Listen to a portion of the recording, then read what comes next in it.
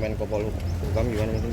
Iya, tadi sempat kita agak bersitegang juga ya tadi. Sebenarnya sih kebetulan nih, ini kebetulan tadi begitu pas kita mau masuk kan ada Pak Menteri itu masuk. Nah kebetulan tadi kita juga pengennya sih ketemu Pak Menteri langsung gitu kan. Kita juga pengen mendengar langsung dari Pak Menteri apa benar Pak Menteri ini Pak Saryawan kan. Kita juga pengen tahu juga kan kalau memang Saryawan benar ya kita bisa kasihin obat kan biar sembuh. Maksudnya gini loh, Pak Menko Polhukam ini kan kemarin sudah angkat bicara. Tetapi begini, yang dia sampaikan itu tidak sesuai dengan situasi dan kondisi seperti sekarang gitu. Kalau dia menyampaikan kemarin ini sudah angkat bicara, dia menyampaikannya 3 minggu yang lalu, mungkin cocok.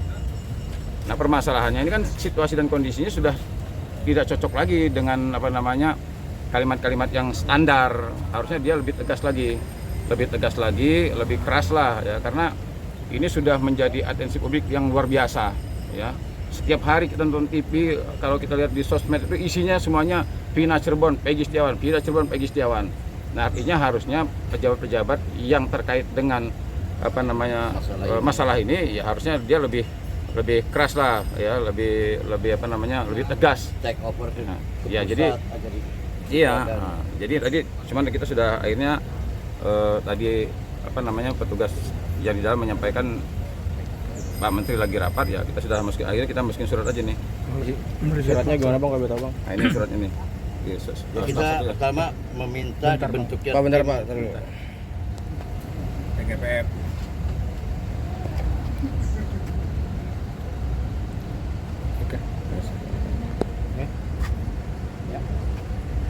Sebenarnya tadi Pak Menteri menolak apa nggak bisa ketemu gimana? Sebenarnya Pak Menteri nggak menolak, cuma masalahnya ini kan kadang-kadang tadi saya juga agak sedikit memaksa ya, sampaikan dulu ke Pak Menteri. Siapa tahu Pak Menteri kan berkenan ya. Kadang-kadang saya juga agak bingung nih sama staf-staf kementerian ya. Kadang-kadang mentang-mentang dia menteri seolah-olah kita ini bukan bukan levelnya atau bagaimana gitu kan. Ya, harusnya dia paham ya, setinggi apapun ya pejabat publik dia tetap pelayan ya. Mau bintangnya 4 kayak mau bintangnya 5 atau bintang 7 sekalian, dia tetap pelayan masyarakat ya. Nggak ada yang membedakan gitu. Jangan mentang-mentang menteri terus kita ini seolah-olah nggak pantas bertemu sama menteri gitu kan. Harusnya tadi sampaikan dulu bahwa ini ada aksi, ada perwakilan dari para advokat, mahasiswa dan lain sebagainya. Sampaikan dulu, berkenan nggak menteri menemui kita gitu kan. Kalau tidak berkenan ya kita sampaikan nggak berkenan. Jadi enak kan bahwa Menteri Polhukam tidak berkenan, bahasanya begitu kan. Jangan sampai ini stafnya langsung, wah saya tidak berani Pak, saya tidak. Seolah-olah ada batasan gitu loh, ada batasan bahwa ini pejabat, ini rakyat jelata, ini rakyat apa. Nah, harusnya jangan begitu kan. Saya selalu bilang ya, setinggi apapun posisi pejabat ya, dia tetap pelayan masyarakat gitu. Yang mau disampaikan ke Pak Menteri apa kalau boleh tahu Bang? Ya kalau saya sampaikan ke Menteri gini ya, akhirnya suka nggak suka, mau nggak mau saya masyarakat membedakan. Dulu Pak Mahfud kok reaksinya cepat gitu, ya kan? Nah, terkait dengan penegakan hukum ya. Nah sekarang ini kok sudah semakin liar nih kan, semakin liar, semakin panas permasalahannya. Kok Menko Polhukam ini nggak bersuara, sekalinya bersuara seperti seolah-olah ini masalahnya datar gitu loh. Nah, artinya ya saya udah bersyukur Pak Menko Polhukam sudah speak up lah ya. Tapi menurut saya sekali ulangi lagi, tidak sesuai dengan situasi dan kondisinya. Situasi dan kondisinya sudah mulai rusuh lah kita bilang ini kan.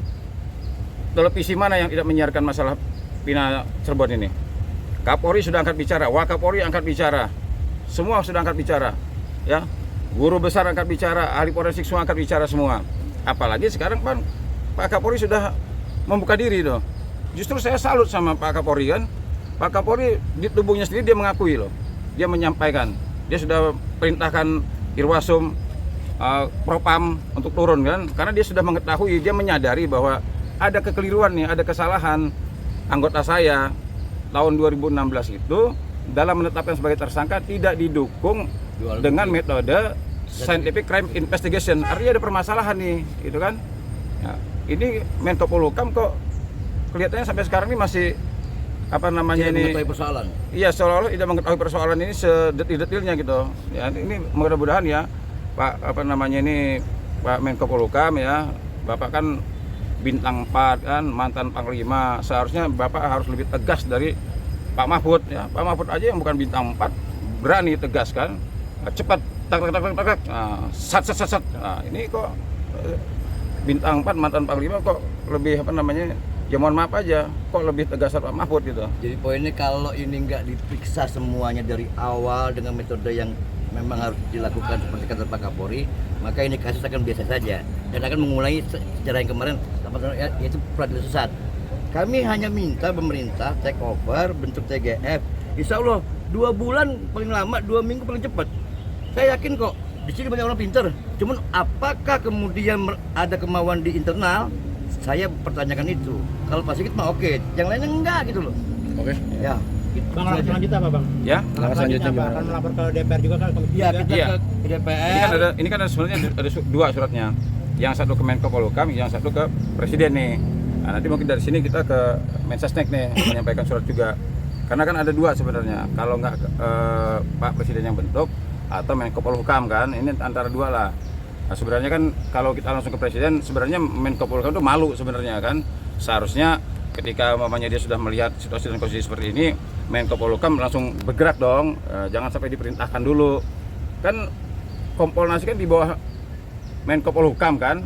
Nah, Kompolnas juga kalau dilihat kerjanya kurang bagus ya langsung dong, ya kan. Sekarang kemarin pra peradilan nih, pra peradilan sudah didaftarkan. Nah, ternyata penyidik nggak datang kan. Hadir, benar. Nah, harusnya dia ngomong kayak atau bagaimana gitu kan. Kalau seperti saya nih kan, kalau memang nanti sampai akhirnya apa namanya pra peradilan ini tidak juga kunjung terlaksana gitu kan, saya berharap jaksa jangan P21. Ya, jangan P21. Kenapa?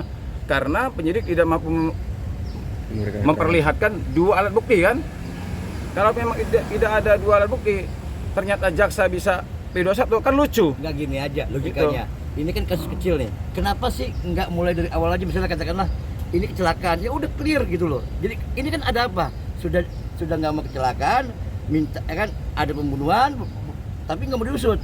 Muter di situ kan. Sementara ada 8 orang yang nggak bersalah, yang sudah harus jelas kita periksa semua dong, ya kan? Ini banyak badut-badut muncul ya kan, ngaku saksi. Makanya saya bilang ini kerutan. Kita harus minta negara ambil alih dan periksa semuanya, termasuk pejabatnya. Dan insya Allah kelar 2 minggu kalau negara mau. Itu aja. Oke. Oke. Thank you, Bang. Masih dong ambil tuh.